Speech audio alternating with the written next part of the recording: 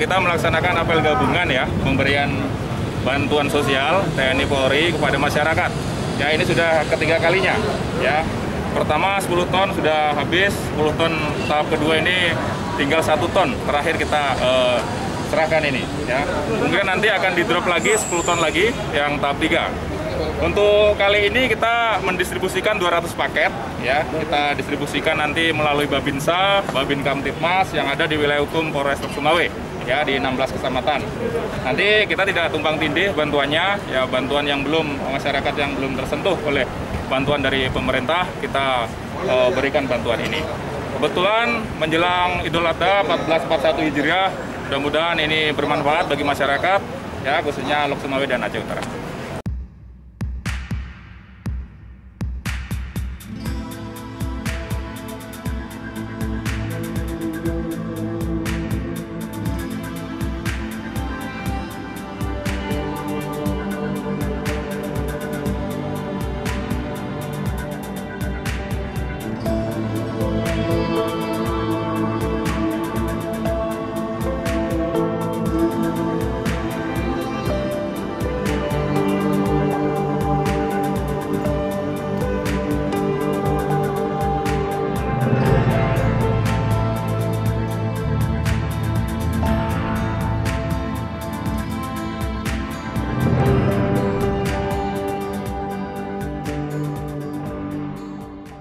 Untuk masyarakat perwakilan mengambil pel.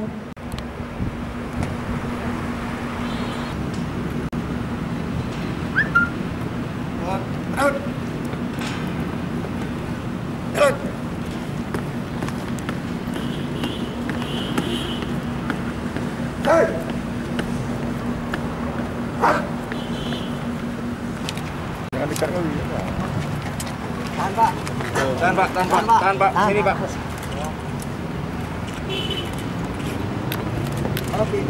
Oke Pak, siap.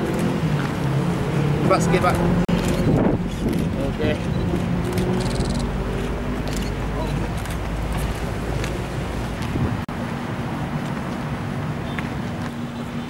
Jalan.